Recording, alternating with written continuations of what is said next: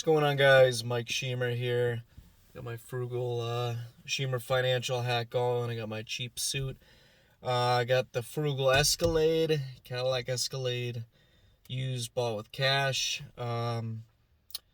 Piece of cake. I've been putting it off for about a year. I had after the Mercedes, I had a Toyota briefly. Just didn't want to do it. Got my frugal Rolex going.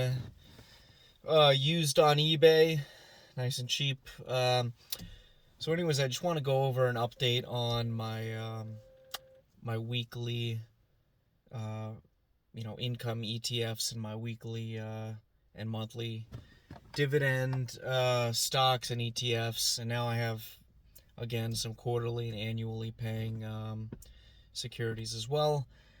So I'm really starting to scale up and hit critical mass on the weekly ETFs. So that is Yield Max's YMAX and YMAG, Round Hills, QDTE, XDTE, and RDTE, and then Defiance's IWMY, WDTE, and then oh boy, QQQY or something like that. It's the third weekly paying one from Defiance. I'm always trying to remember that one.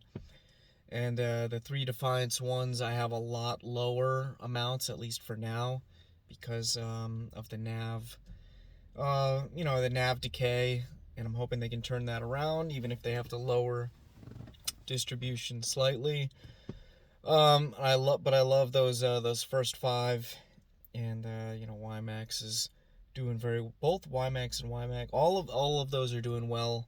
They're holding up great. I think maybe QDTE might be the one that's kind of more even, but that's been around longer than XDTE. It's been longer than RDTE. Anyway, so I always ramble. I get off on tangents, but let's just get into the numbers. So I'm making about $1,400 to $1,500 a week, so around like 6,000, anywhere from 6,000 to 7,000 a month, mostly from the weeklies, and then I have probably about 30 monthly paying ETFs as well from a variety of providers, from Rex shares, from Defiance, Yield Max, Round Hill, Pro Shares, Schwab, I guess they're SCHDs, quarterly, the JP Morgan, Goldman Sachs, monthly paying ones, Simplify, I got SVOL, so I have a lot of that, and I have dozens and dozens and dozens of growing number of dividend stocks that pay monthly and some that pay quarterly and annually. So I have a lot of REITs, a lot of BDCs. But anyway, so overall maybe around 7,000, 8,000 a month, I think, starting in December, starting in this month, or January. So we'll see kind of if I can hit that point without jeopardizing my portfolio, without going too high risk. Like there's some people, they just put a ton of money into Coney, Misty, and Nvidia, and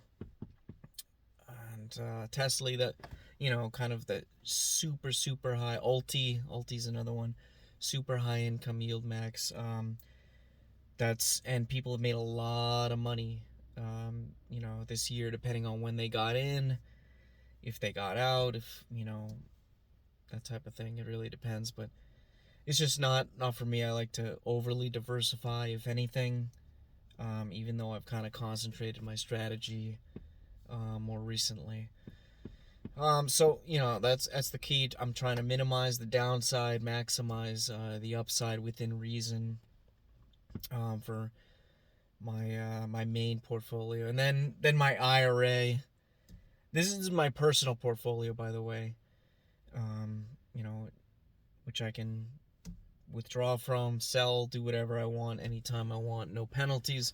My IRA is very boring right now. It's it's just a bunch of mostly large cap and mega cap and blue chip dividend stocks from the U.S.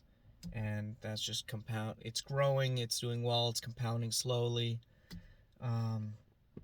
Yeah, but two very different portfolios. So before I waste more of your time, I'm gonna end the video. Take a look at my websites below if you want. Follow me on X, mostly. Also, other social media platforms, Facebook, Instagram. Subscribe, like the video, comment. Let me know what you think for your weeklies and your monthly and quarterly and annually paying securities. So thanks for watching. Take care, guys.